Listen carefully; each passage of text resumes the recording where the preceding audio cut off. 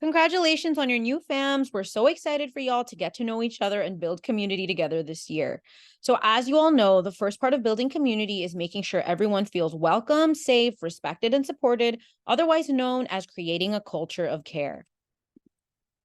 As you can see from both Spear and OSA's vision statements, our vision is to build a community of individuals who are self aware, critically conscious, and actively engaged with sustaining, supporting, and empowering each other to grow and develop through mentorship and beyond. So, in keeping with this vision, we believe it is all of our collective and individual responsibility to each other to make OSA and Spear a safe, inclusive space by creating a culture of care.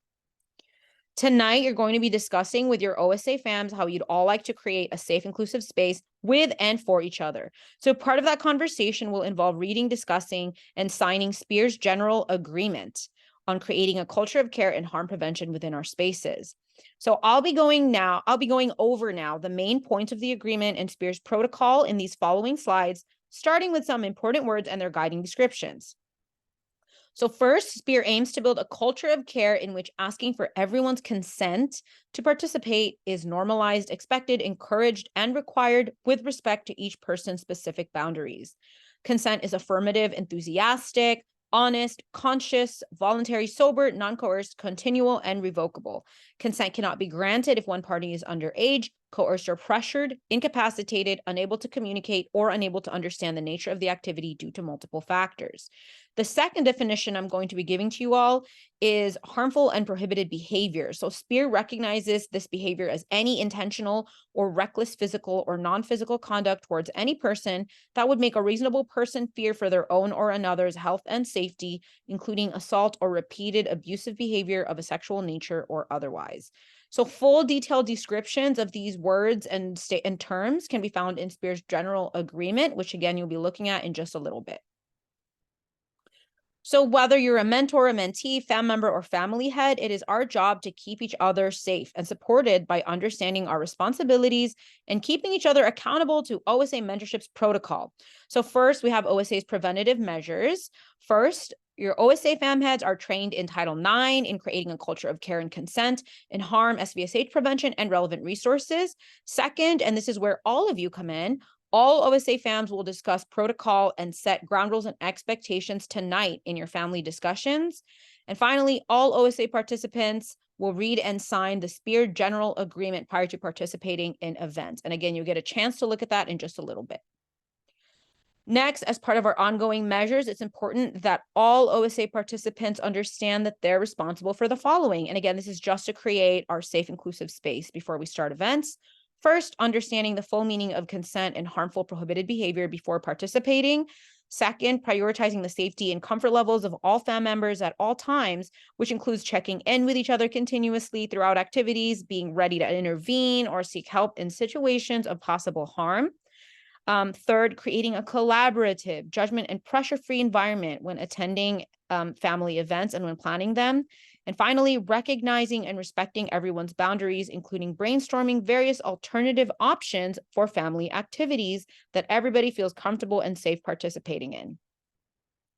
In addition, OSA fam heads will check in at least 2 times a quarter with each fam member, and available all year on Spear's Instagram and Linktree, you will find Spear's feedback form. This is for anonymous feedback or specific concerns you may have that you may not feel comfortable expressing in person.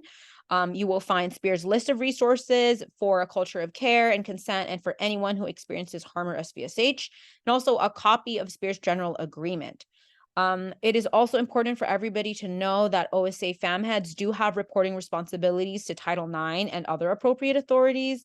But if you would like to speak with a confidential resource who does not have any reporting responsibilities to any authorities, your OSA fam heads will be happy to direct you to those confidential resources. The final part of OSA's protocol is our responsive measures. So once OSA fam heads are made aware of an incident, they will, one, direct complainants and respondents to resources. So for clarification, complainants are persons who are reported to have experienced harm, and respondents are persons who are reported to have caused harm. Two, OSA fam heads will report to Title IX and other appropriate authorities depending on the nature of the incident of harm. And 3, considering confidentiality and privacy and everyone's safety, OSA fam heads will inform OSA mentorship cord and SPEAR project director only that an incident has occurred unless more info is needed to mediate the situation.